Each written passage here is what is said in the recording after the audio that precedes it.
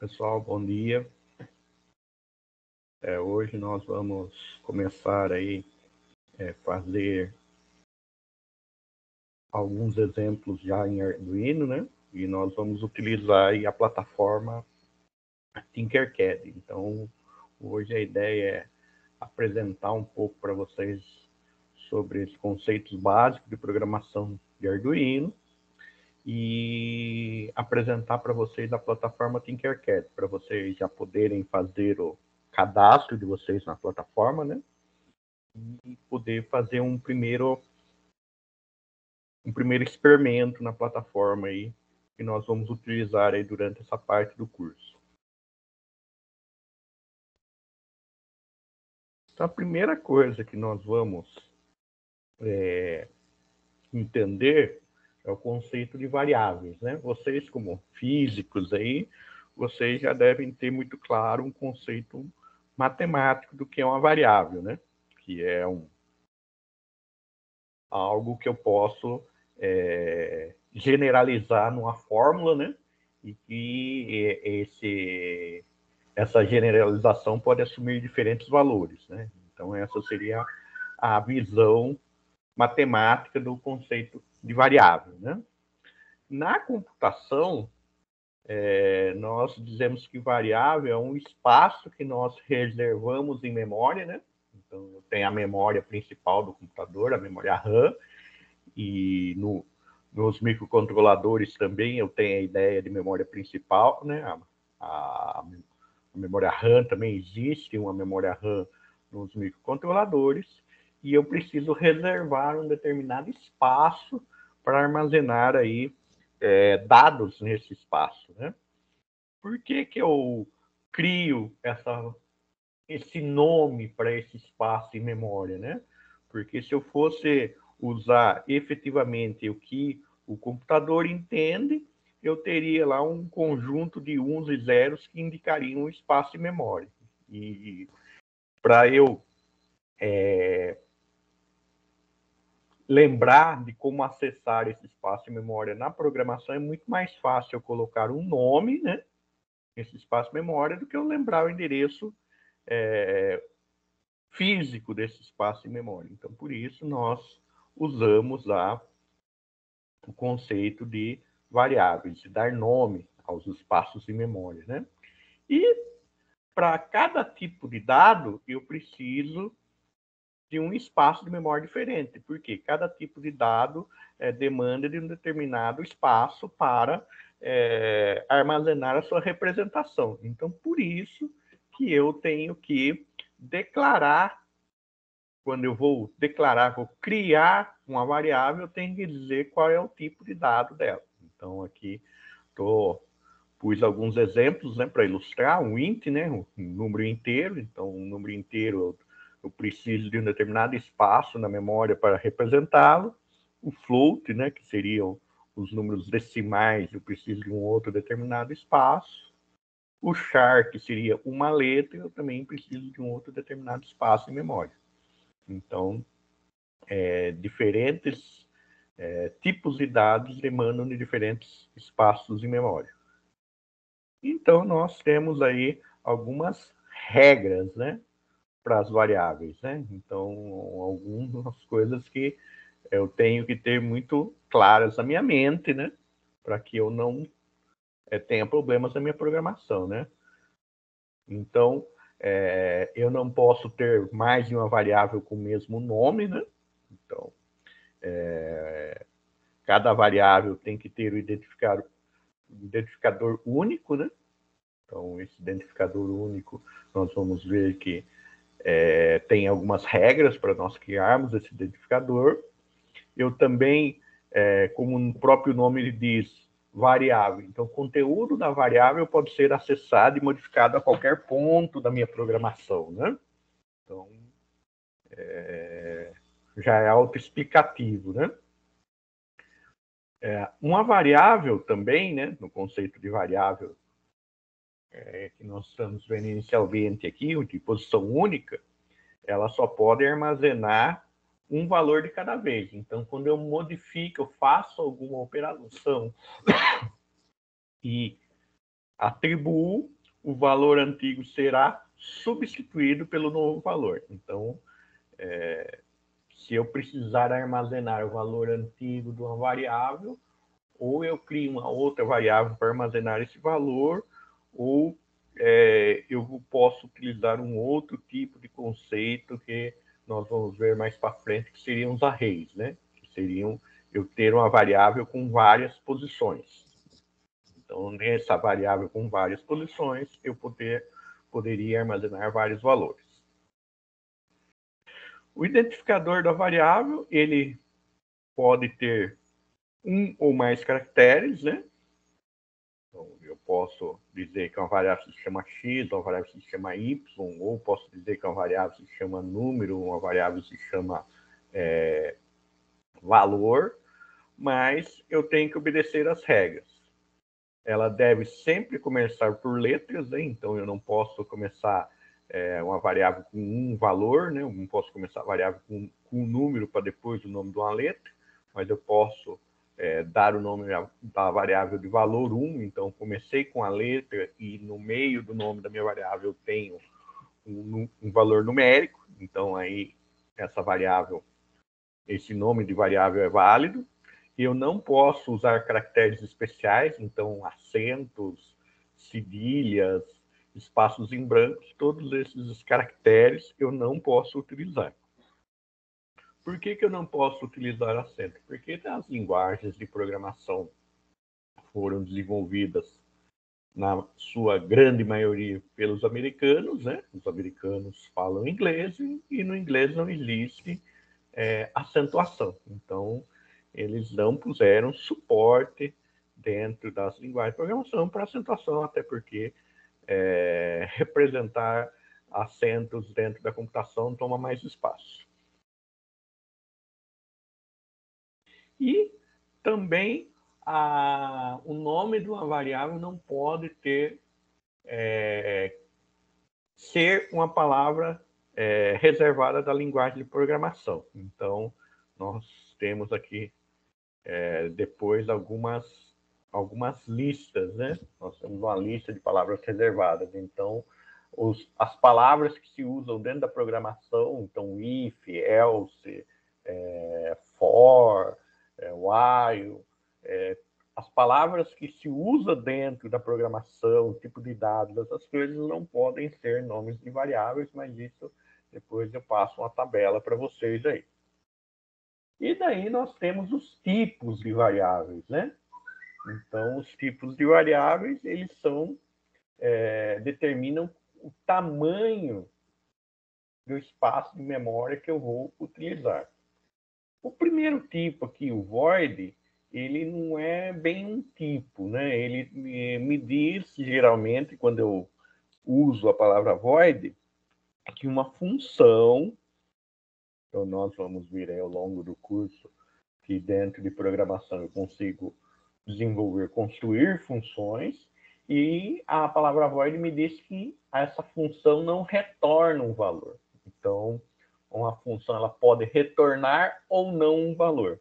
Então, eu tenho funções que vão fazer um conjunto de ações e não vão retornar valor nenhum, e tenho funções que podem retornar valor. E quando uma função não retorna valor, eu digo que a minha função, o tipo de dado da minha função é void.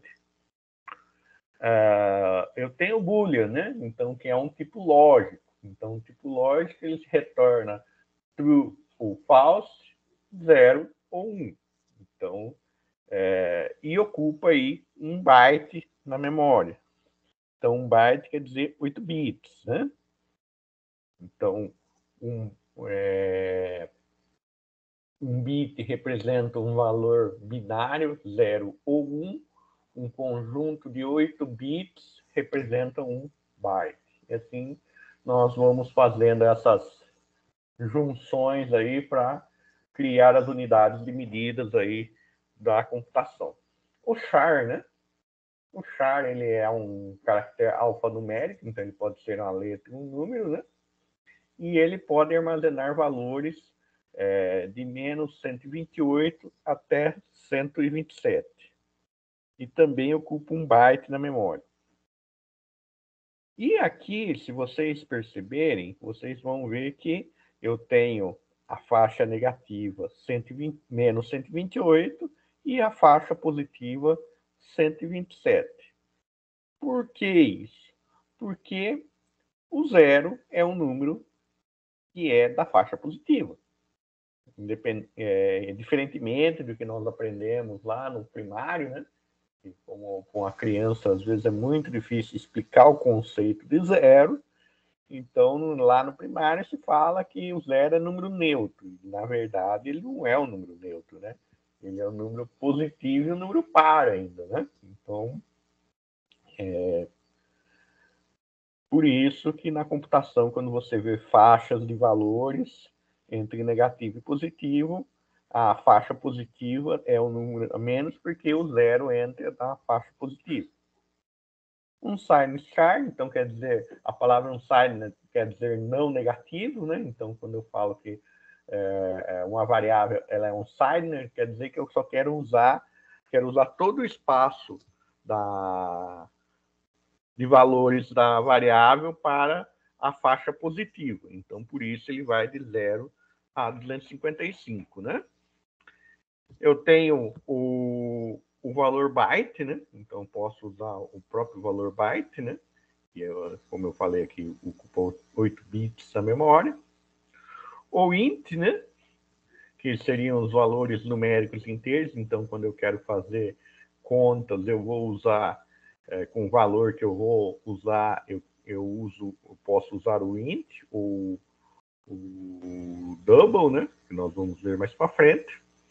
Ele vai variar entre 32.768 a 32.767, né?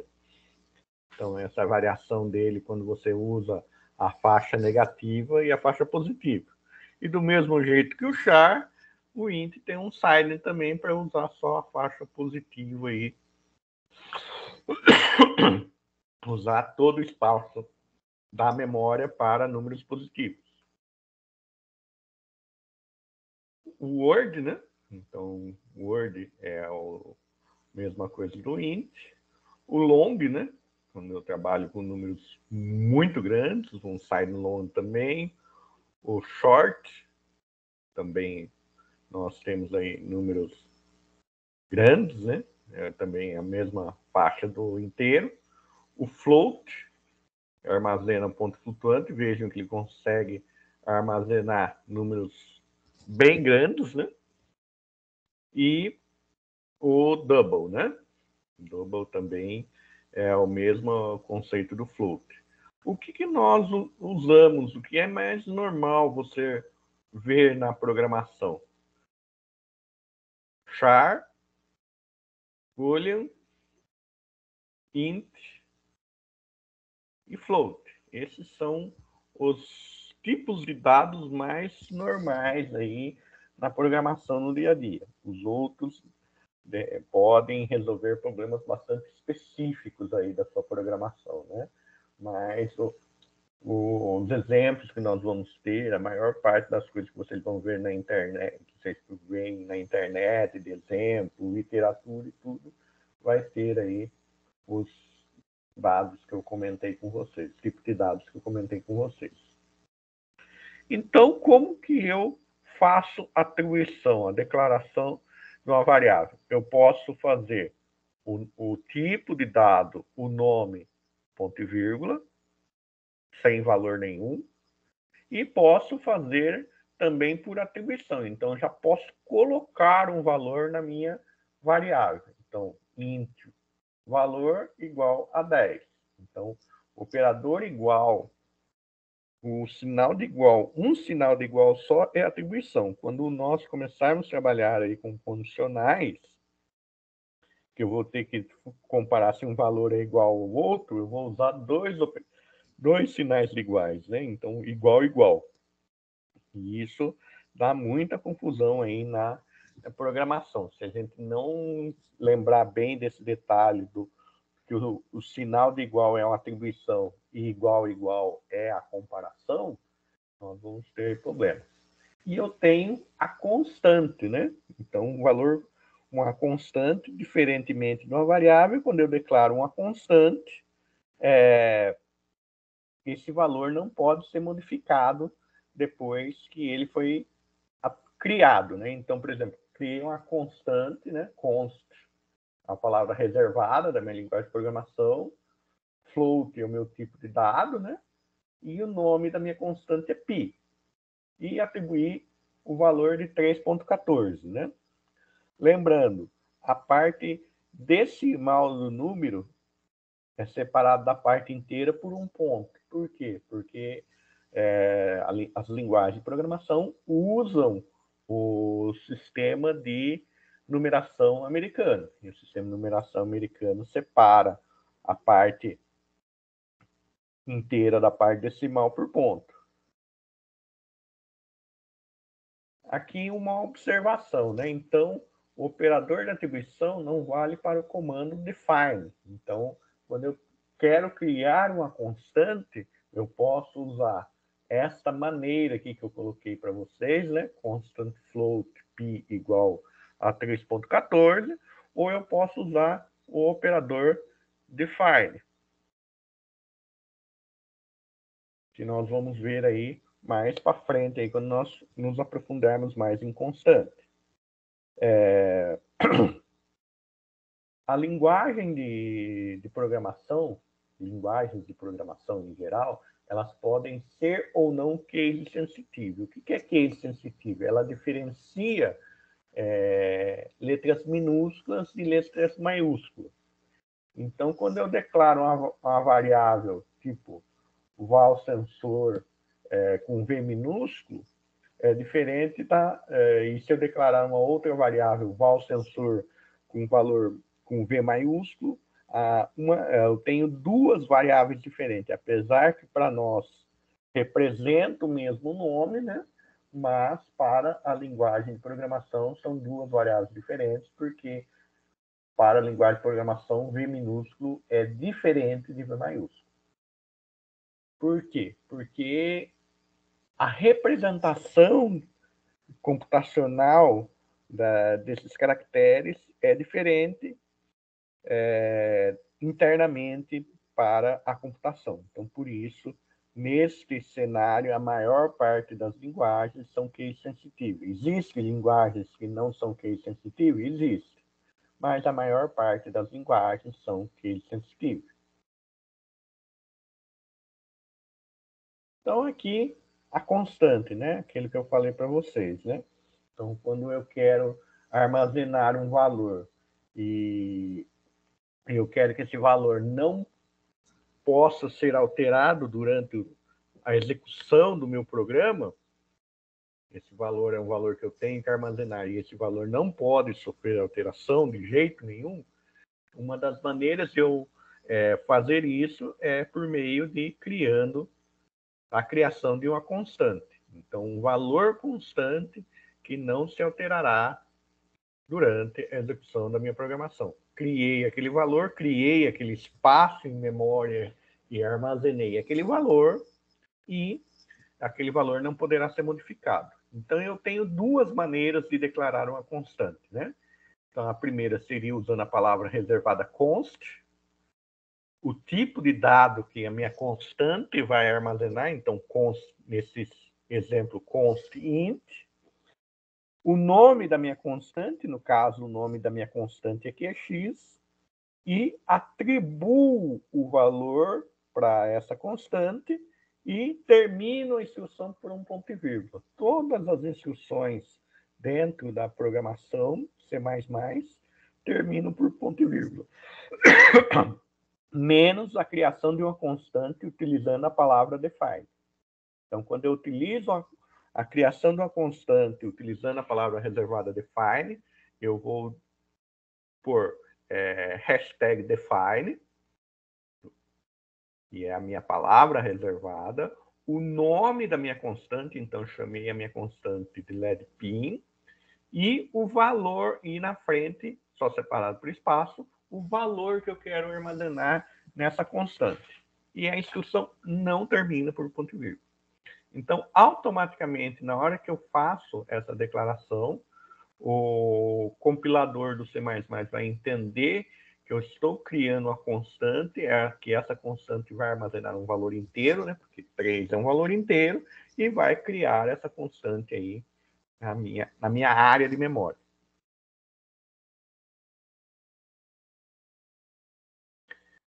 Também existem algumas constantes pré-definidas, né? Que nós utilizamos aí geralmente na nossa programação, né? Então, eu tenho uma constante de um valor chamado true, que é quando eu trabalho com variáveis do tipo boolean, a única coisa que eu posso armazenar nessas variáveis é true ou false. A única comparação também que eu vou conseguir analisar do conteúdo desse tipo de variável, se o conteúdo dessa variável é true ou false. Eu posso indicar que eu quero que uma porta digital ligue através da constante high ou do valor 1. Então, uma porta digital ela vai ser ligada. Quando eu quero que ela seja ligada, eu vou atribuir o valor high para ela ou o valor 1. O LOL vai me dizer se uma porta está desativada, né? Se uma porta digital está desativada, então eu posso usar LOL ou 0. Então, eu já falo que podem ser utilizadas as duas coisas, por quê? Porque vocês podem encontrar exemplos de programa, e nós vamos ver exemplos de programas, onde vai ter tanto high ou low como 1 ou 0. Input indica que uma porta será utilizada como entrada de dados. Então, quando eu digo que uma determinada porta é uma porta de input, eu estou dizendo que aquela porta vai fazer leitura de sinais. E a mesma porta pode ser output, então ela pode ser uma porta de saída, ela pode ser uma porta que vai emitir sinais aí dentro da do meu circuito, né? Então, uma porta ela pode ser input, uma porta de entrada, ou output, uma porta de saída. Geralmente, input e output, nós trabalhamos aí com portas digitais. Quando nós trabalhamos com porta analógica, por padrão, as portas analógicas são portas de input. Então, são portas que eu ligo sensores analógicos aí na minha porta. As palavras reservadas, lembra que eu falei para vocês que essas palavras não podem ser nomes de variáveis? Então, todas essas palavras aqui não são utilizadas aí, não podem ser nomes de variáveis dentro do meu programa, porque senão vai ocasionar um erro aí no meu programa.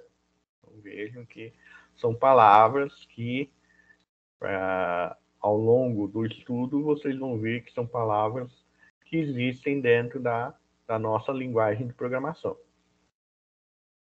Mais algumas outras palavras aqui, que também fazem parte da nossa linguagem de programação. Operadores, né? Então, nós temos os operadores de atribuição. Então, os operadores de atribuição fazem a inserção de um valor dentro de uma variável. Eu tenho o operador de atribuição simples, né? Então, seria o primeiro da atribuição simples aqui. Então, eu tenho a minha variável result. Minha variável result, ela tem um valor nulo, quando eu crio e não atribuo nada. A partir do momento que eu faço a atribuição, ela assume o valor de 10. Então, nesse primeiro cenário, coloquei 10 na minha variável. Quando eu tenho o mais igual, a atribuição com a adição, seria a mesma coisa se eu colocar result mais igual 1. Eu posso fazer isso? Result mais igual 1. Quer dizer que eu vou estar falando que a minha variável result vai ser igual, vai ser atribuído para ela o valor de resu, 10, mais 1. Então, quer dizer que agora a minha variável resu vale 11. Menos igual. Então, se eu escrever resu menos igual 1, seria a mesma coisa que eu falasse que resu vai receber o conteúdo da variável resu menos 1. O conteúdo da variável resu na linha anterior era 11. Então, 11 menos 1, a minha variável resu voltou a ser 10. Vezes igual, né? Multiplicação igual. Então, o asterisco é o meu operador aí de multiplicação. Então, se eu fizer resu vezes igual 2, seria a mesma coisa que eu pegar o conteúdo da variável resu, que é 10, e multiplicar por 2. Então, minha variável resu agora vai valer 20. Divisão igual. Então, se eu fizer divisão igual 2, seria a mesma coisa que eu pegar o conteúdo da minha variável resu e dividir por 2. Então, minha variável resu era 20, dividir por 2, ela voltou a ser 10. Aqui, atribuição módulo. Então, o que é módulo para nós na computação? É diferente do que é módulo na matemática. Então, módulo na matemática é quando eu falo que um valor vai ser sempre positivo. Então, quando eu falo em módulo na matemática, seria um valor sempre positivo, um valor sem sinal, né? Um valor absoluto. Então, na computação, nós chamamos isso de valor absoluto ou de ABS, e módulo para nós é o resto da divisão inteira. Então, por exemplo, se eu pegar 3 e dividir por 2, então se eu pegar 3 e dividir por 2, o resto da divisão inteira disso vai ser 1. Eu vou tentar dividir 3 por 2, vai dar 1, dá 1, 2, 3 dividido por 2 dá 1 e sobra 1. Então, sobra 1, que é o meu módulo. Então, por exemplo, nesse caso aqui, módulo igual, eu teria resu mod 2. Então, resu mod 2, o resto da divisão de 10 por 2 seria 0. Então, a minha variável seria 0. E ponto igual, eu vou trabalhar com variáveis do tipo alfanuméricas, né? Então, eu vou juntar aqui o conteúdo da variável nome, né? Então, digamos aí, José, com mais a palavra texto aqui, que está na frente. Então, vou fazer a concatenação disso. Esse último concatenação aqui é muito difícil nós usarmos. Os outros de cima, que geralmente são os mais usados e que vocês vão ver aí na literatura. Vamos ver aí exemplos. Os operadores relacionais, né? Então, maior, menor, como nós não temos o sinal específico de maior igual e menor igual, nós usamos aí a junção, né? Do maior ou igual e de menor ou igual. O igual é, como eu falei para vocês, dois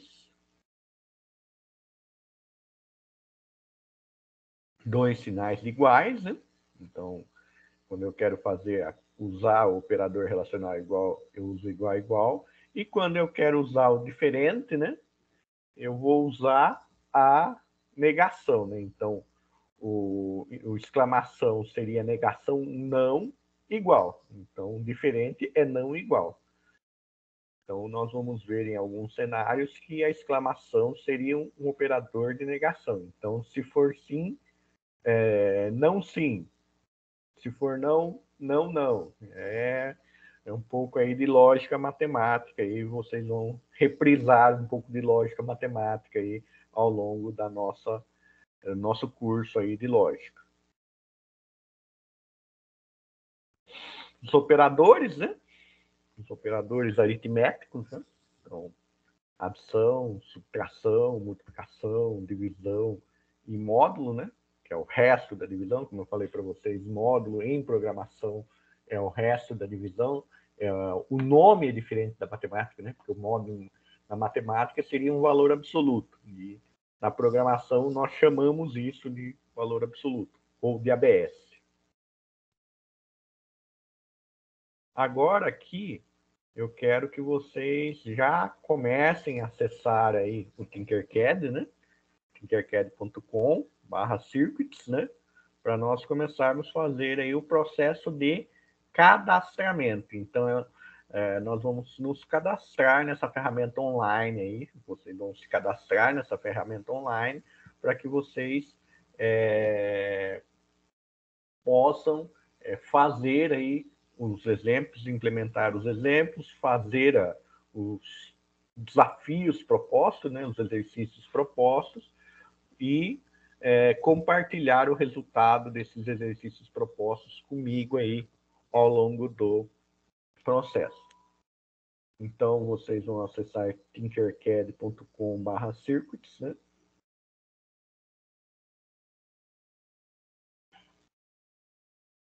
Ele vai ter aí para vocês o ícone para se inscrever, né? Então, você pode entrar, para quem tiver já conhece a ferramenta, já usou a ferramenta, pode entrar ou pode se inscrever. Nessa ferramenta, você, além de circuitos, né? Você pode fazer modelagens 3D também, até para impressão, né? Então, se você quiser fazer algumas modelagens 3D e fazer impressão 3D, você pode usar o Tinkercad como uma ferramenta aí de modelagem. Então, é possível fazer modelagem 3D também usando essa mesma ferramenta. E tem bastante recurso. E bem simples de ser usado. E você acha muito material na internet, muita coisa aí do Tinkercad. Então, você pode criar uma conta, né? Então, você vai criar, ela é uma ferramenta da Autodesk, né? Uma ferramenta da mesma grupo que AutoCAD, Mecânica Desktop e outras ferramentas aí de desenho, né? Então, criei uma conta, né? Criei uma conta, fiz uma senha. A conta criada, concluir. Daí eu tenho, quando eu entro, eu tenho projetos 3D, circuitos, né? E lições. As lições seriam se eu tivesse aqui como professor, criasse uma classe e falasse que os meus alunos ingressariam nessa classe para nós fazermos a lição. Como não é o nosso caso, nós vamos cada um ter um usuário e vocês vão compartilhar comigo depois dos projetos, nós não temos aí lição. E você tem aqui o ensinar. Então, ele também te dá muito suporte quando você quer criar aí ambiente colaborativo aí de aprendizagem com o aluno. Quando eu clicar em circuitos, né? Como eu não tenho nenhum projeto, né? Ele vai dar aqui um exemplo e vai criar circuito, né? Então, nós vamos criar um novo circuito. Tá todo mundo conseguindo acessar, gente?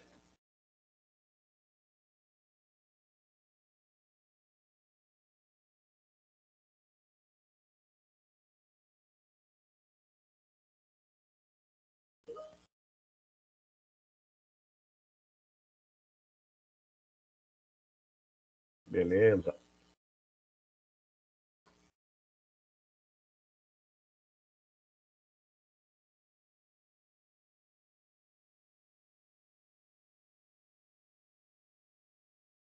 Vejam que quando eu clico no Aprenda aqui, ele tem também um espaço aqui com projetos, lições e várias coisas que eu posso consultar, né?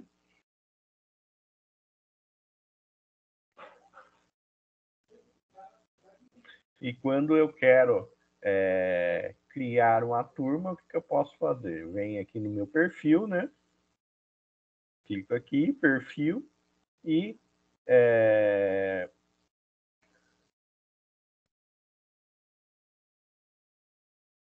gero o código, né? Para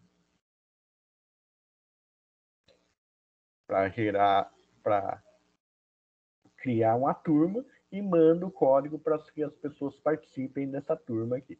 Então, é uma maneira aí de eu organizar o meu Tinkercad, criando turmas, ser um ambiente colaborativo, aí, ser um ambiente onde eu posso acompanhar a atividade dos meus alunos.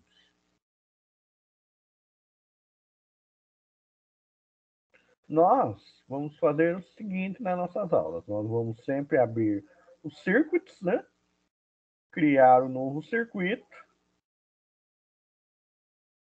E quando eu abro o meu o circuito no Tinkercad, eu vou ter a minha área, né, de montagem de projeto.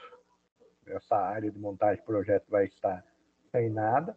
Vou ter os meus componentes, né, minha área de componente aqui, onde está o Arduino, onde está as coisas. Então, eu tenho componentes básicos, componentes avançados. Se vocês clicarem desse triângulozinho para baixo, vocês vão ver aí que você tem opções aí de categorias e componentes, né?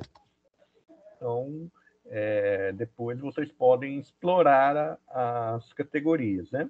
Vocês veem também que vocês têm um botão chamado código, né? Onde nós vamos escrever os nossos códigos. Vocês têm iniciar a simulação, então aqui no Tinkercad é legal que eu consigo montar o circuito, escrever meu código e simular a funcionamento desse circuito, né? Então eu consigo aí ter uma experiência bem interessante. Como nós estamos aí em momentos remotos, nós temos aí a possibilidade de fazer algumas experiências aí usando simuladores. Geralmente, mesmo presencial, o que nós fazemos lá? Nós temos a disciplina de Arduino na eletromecânica, na integrada eletromecânica, nós fazemos a primeira parte do projeto e programação usando o simulador. Quando o circuito está funcionando corretamente, a programação está funcionando tudo correto no simulador, é que nós vamos para o laboratório e passamos aí toda a parte de montagem de circuito e programação para o Arduino real. Então, mesmo no momento presencial, a gente usa o Tinkercad aí para que não haja risco de danificar aí circuitos eletrônicos, né? Então, a gente faz toda a montagem aqui no simulador, faz toda a programação e depois simplesmente passa o que foi feito no simulador para um dispositivo real. Então, eu clico, né? Quando eu acho o que eu quero, eu clico e arrasto aqui para a minha área de montagem de circuito.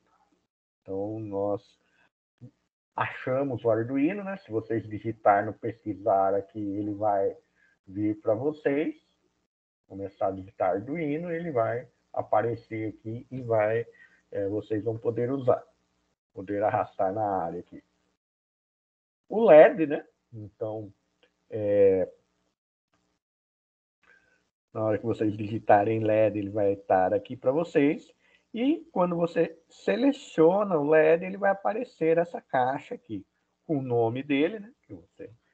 Que ele dá por padrão, pode até modificar o nome, mas esse nome aqui a gente não usa, então não tem muita necessidade de modificação.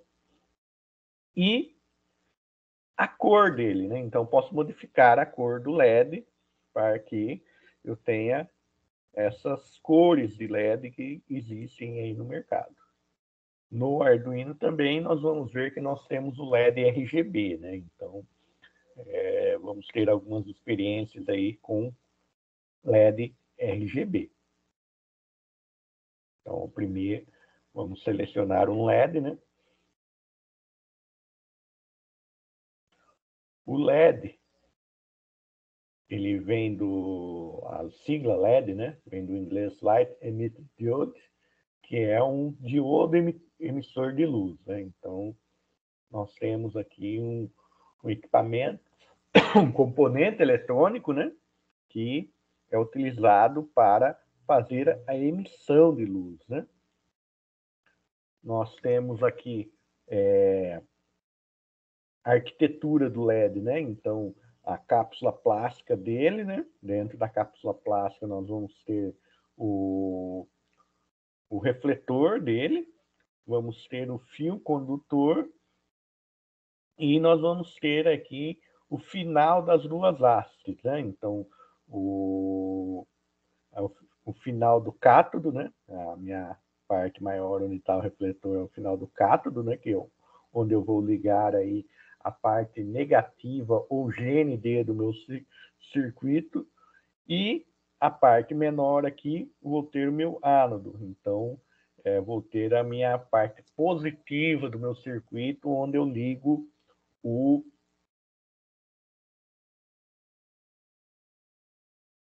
uma porta digital aí, falando em Arduino. Então, por exemplo, se eu fosse ligar um LED numa pilha, o negativo da pilha eu ligaria no cátodo e o positivo da pilha eu ligaria no ânodo.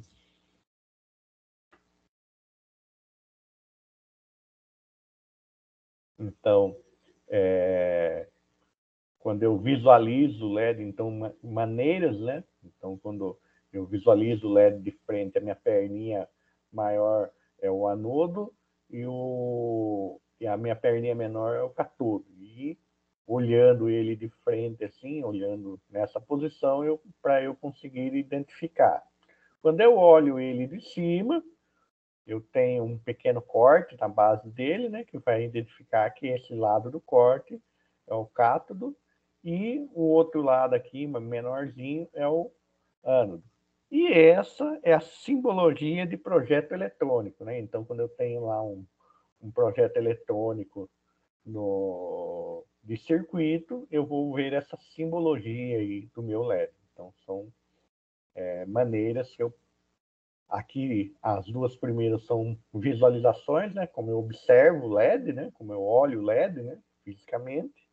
E aqui, a terceira seria a representação dele num projeto de eletrônica. Então, aqui eu tenho a tabela, né? De tensão e corrente do LED, né? Então, são as tensões e correntes aí,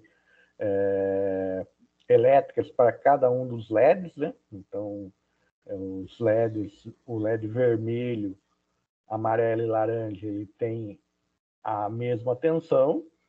O LED verde, a tensão máxima dele é 2,5, né? Então, olhando sempre quando nós formos fazer o cálculo de resistores, né?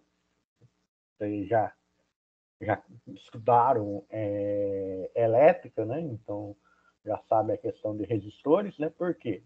Por que eu tenho que usar resistor? Porque, como nós vimos na aula anterior, as portas digitais do Arduino me fornecem 5 volts a 20 miliamperes. E os meus LEDs têm alimentação, têm tensão máxima menores do que o Arduino fornece. Então, eu tenho que reduzir a tensão que chega no LED. Então, por isso, eu tenho que usar o resistor, né? O nosso primeiro circuito, nós vamos montar dessa maneira. Ah, professor, mas não vai queimar o LED?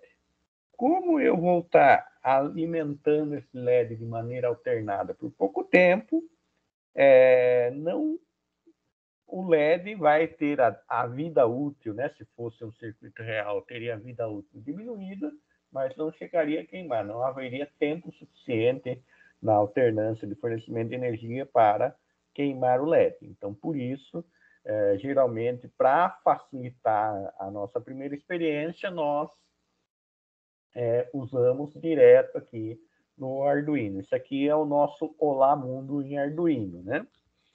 E A partir da próxima aula, nós vamos falar um pouco aí de placa de prototipação ou protoboard, né? Ou placa de contato, para que nós comecemos aí a usar aí outros componentes, né? Então, quando vocês forem falar de elétrica para os alunos, falar de resistor, essas coisas, uma prática que vocês podem falar, apresentar para eles de elétrica seria o próprio Arduino, né? Montar circuitos aí em Arduino. Até disponibilizei para vocês aí no Moodle, na área de materiais, materiais extras, né? Um livro aí com práticas de Arduino voltados para o ensino de física.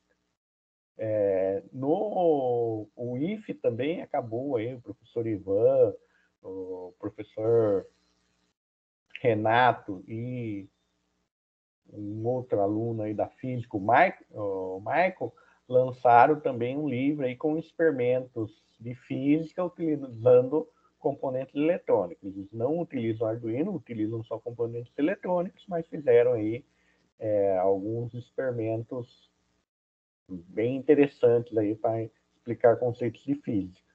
Também depois eu disponibilizo para vocês esse livro lá na área do Moodle de materiais de apoio. Pessoal, vocês conseguiram montar esse circuito aqui?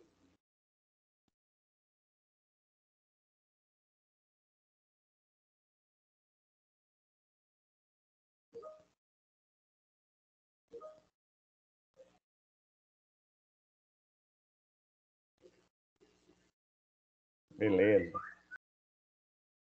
Então, a partir que vocês já montaram o circuito, né?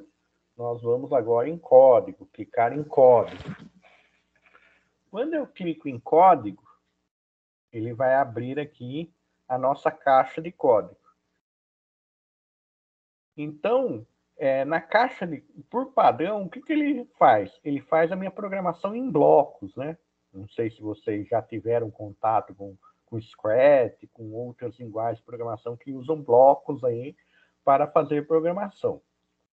Eu tenho 3 opções aqui dentro do Tinkercad. Eu posso fazer a minha programação em bloco, posso fazer a minha programação bloco e texto, e posso fazer a minha programação só texto. Então, nós aqui na disciplina vamos usar somente texto, mas nada impede que vocês usem bloco e texto para vocês fazerem uma comparação aí, de repente até para vocês conhecerem um pouco aí da questão de programação em bloco, né?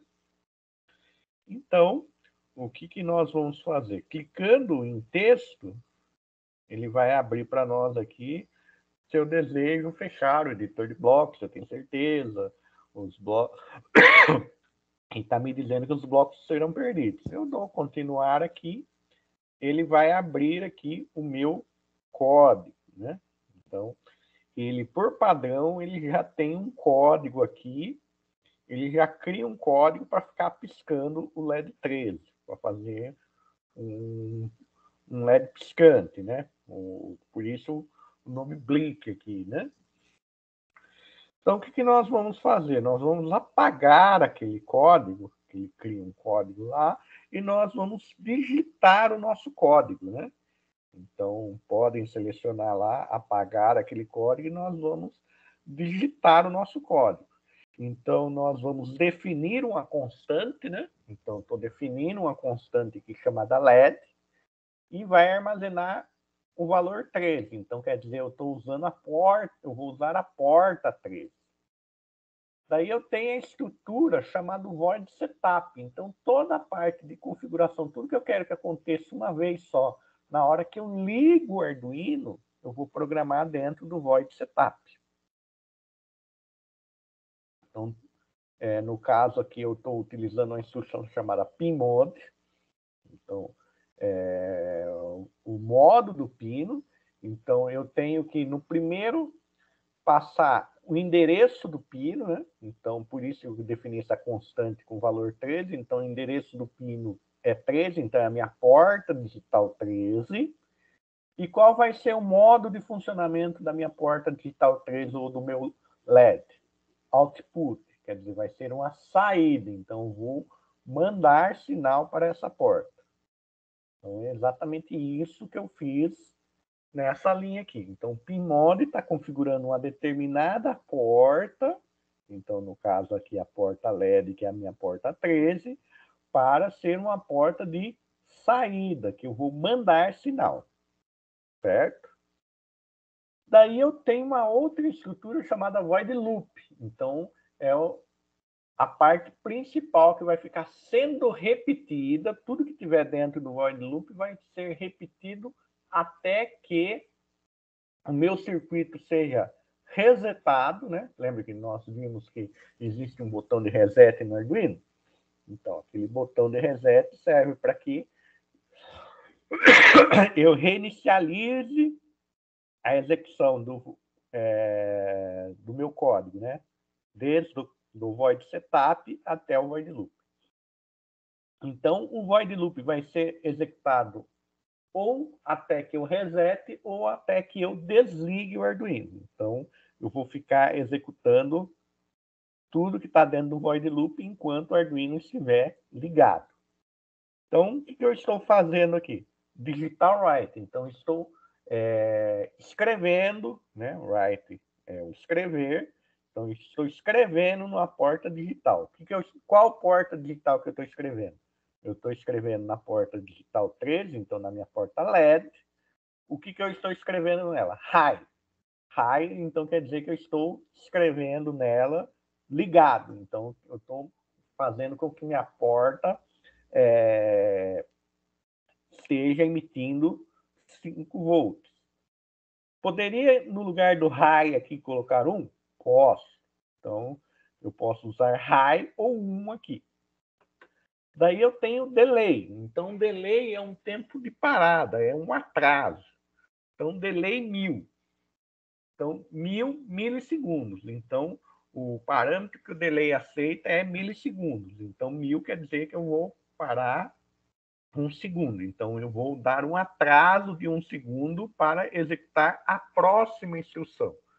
Então, a próxima instrução é um digital write de novo, né? Digital write de novo, da porta 13, agora com valor low. Então, quer dizer que eu estou desligando a porta 13. Poderia usar o 0 no lugar do low? Posso. Daí, escolha de vocês. Daí eu tenho de novo, né, o atraso, né, o delay de 1000 milissegundos. Beleza. Quando eu chego aqui, é o final, acabou, não tem mais nada, vem para a chave. O que ele vai fazer? Ele vai voltar aqui para a primeira instrução após a abertura da chave. Vai acender de novo, esperar 1000 milissegundos, apagar, esperar 1000 milissegundos, então ele vai ficar repetindo tudo que está aqui dentro enquanto o meu Arduino estiver ligado. Então, podem já montar esse código aí no projeto de vocês. E depois de vocês fizerem isso, vocês podem clicar em iniciar a simulação.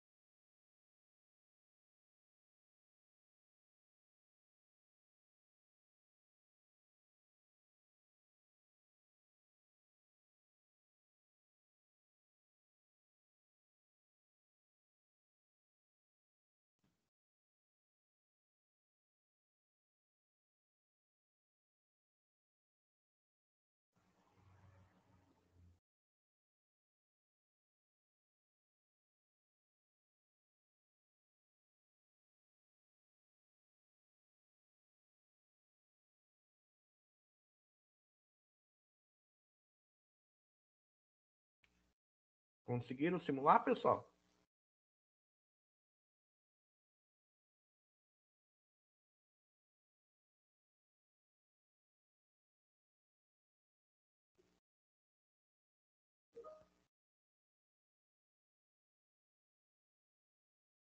Funcionou certinho?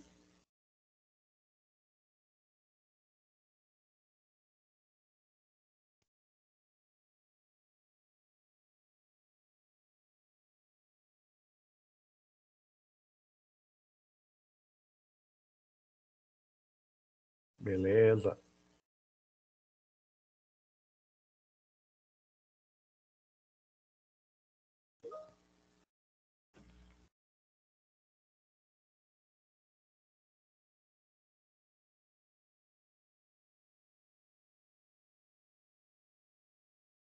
Então, agora aqui a gente vai analisar um pouco do código, né? Então, a primeira parte do código anterior aqui, né? Então, é o barra barra, projeto 1, LED piscante. Então, barra barra, ele me indica um comentário de uma linha. Então, quando eu falo em comentário, é algo que o meu compilador não vai tratar, né? Então, ele serve simplesmente como anotação dentro do meu projeto. Então, quando eu quero fazer comentários de linha única, eu ponho barra barra e tudo que eu escrever na frente desse barra barra não vai ser interpretado pelo meu compilador. O que é um compilador? Compilador é um software, né, que serve para desenvolver softwares, que vai pegar todo o código que eu digito, fazer uma análise se os comandos estão corretos, então a análise sintática, né, se eu escrevi corretamente. Depois ele vai fazer análise léxica, que é o que eu escrevi faz sentido? Beleza. Então, a partir daí, eu vou gerar um código binário, né? Vou converter toda aquela parte, aquela linguagem de alto nível, que é algo que eu entendo, para algo que a máquina entenda, que o microcontrolador ou microcomputador entenda que é um código binário, para daí depois eu mandar isso para o meu microcomputador ou meu microcontrolador, para a memória do meu microcomputador ou do meu microcontrolador. Quando eu tenho um comentário, essa parte do comentário é desprezada pelo compilador. Então, ele não faz nada, ele ignora, ele faz de conta que isso não existe e não trata isso. Então, códigos uma linha barra barra, e quando eu quero fazer um trecho longo, mais de uma linha, eu vou ter barra asterisco para abrir, né, para começar o meu comentário, e quando eu for encerrar o meu comentário, asterisco barra. Então, tudo que estiver entre esses dois caracteres vai ser considerado como um comentário. Então, no exemplo de baixo aqui, todo esse texto vai ser ignorado aí pelo meu compilador. Define, não tem o barra barra aqui, por demais, né? Esse barra barra não existe, então hashtag define é o comando, né? Então eu estou criando, estou definindo uma constante, né? Chamada LED, que vai ser o endereço da minha porta digital 13. Então, estou dizendo qual porta digital aqui eu quero utilizar.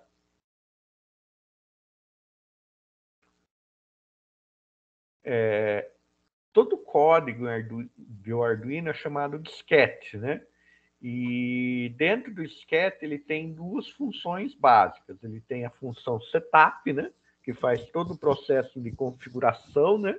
Então, tudo que eu quero configurar aí de portas, se vão ser entradas, saídas, tudo que eu quero inicializar minha comunicação serial, tudo que eu quero fazer de configuração dentro do meu disquete vai começar aí sendo feito dentro do meu setup, que é a minha área de configuração do programa, de preparação aí preparação do meu hardware, né? Dos elementos do meu hardware para que ele funcione corretamente. Daí eu tenho a função pmode, né? Então, na próxima aula, nós vamos falar um pouco aí de pmode, né? Nós vamos nos aprofundar nas principais funções do Arduino e entender um pouco o que as funções do Arduino fazem, né? Então, o meu pmode aqui, eu estou dizendo qual o modo de funcionamento de um determinado pino. Então, eu estou dizendo que, no caso, meu pino LED, que é o meu pino 13, vai ser um pino de saída. Então, quer dizer que ele vai enviar sinais elétricos. Se eu falasse que ele é um pino de output, um pino de entrada, um pino de input, desculpe, um pino de entrada, ele receberia sinais elétricos.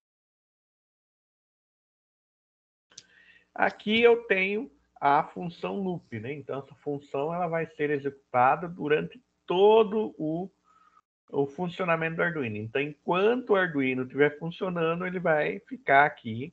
A função setup executar, a hora que eu ligo, executa a função setup, ele vem para depois da função setup, ele vai executar a função loop e vai executar a função loop infinitamente enquanto o meu dispositivo estiver sendo alimentado, né, estiver ligado, estiver energizado, ou até eu pressionar o botão de reset. Né? Então, se eu pressionar o botão de reset, eu vou reiniciar a sequência. Vou executar o setup de novo e depois volto para a função loop.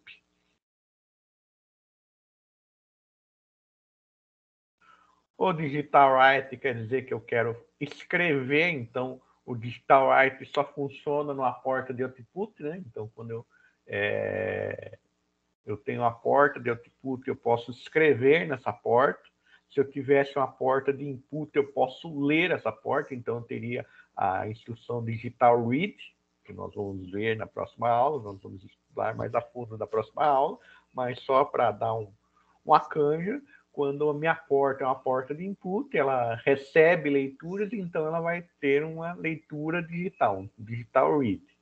E quando a minha porta é uma porta de output, uma porta de saída, ela vai ter o digital write. Eu vou poder escrever digital write, né? Então, posso ligar high, né? Ou desligar essa porta low. Eu posso usar também o valor aqui, em vez de high, 1 e low, 0. Então, quando eu faço high ou 1, eu estou enviando 5 volts para a porta LED, no caso a minha porta 13, e quando eu faço a instrução low ou 0, eu estou desligando a alimentação dessa porta. O delay, né? Então, o delay, como vocês já perceberam, um programa, ele é um algoritmo, né? Uma sequência lógica de passos para resolver uma determinada situação executado linha a linha, né? Nós vamos ver ao longo do nosso curso que nós podemos implementar desvios condicionais dentro do nosso programa, então fazer com que, dependendo das leituras, dependendo da análise dos dados que nós façamos, é possível executar um conjunto de linhas e não executar um outro conjunto de linhas, mas inicialmente nós percebemos que o nosso programa executa linha a linha, instrução a instrução. Então, a instrução delay, ela serve o quê? Ela serve para um atraso na execução dessa instrução. Então, atrase, fique aqui paradinha aqui nessa instrução por um determinado tempo. Esse determinado tempo é medido em milissegundos. Então, no caso 1000, eu estou fazendo com que o meu programa fique parado, né? Fique ali sem executar a próxima instrução por 1000 milissegundos, no caso, 1 segundo. E o digital write low está fazendo o quê? Está fazendo que o meu pino seja desligado. Então, ele esperou 1000 milissegundos e agora o meu pino foi desligado. Beleza, pessoal? Dúvidas?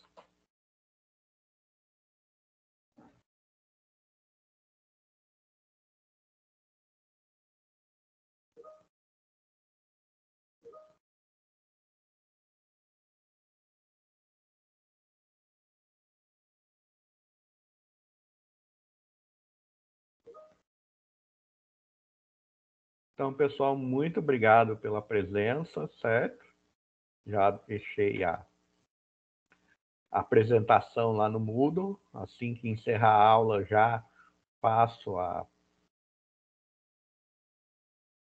upload do vídeo, né? Para que vocês, se quiserem aí fazer alguma consulta, possam consultar o vídeo. E se tiverem alguma dúvida, por favor, entre em contato. E daí, na próxima aula, nós já vamos aí dar prosseguimento, nós vamos falar aí de algumas funções e já montar algum outros circuitos aí para vocês praticando, tudo bem?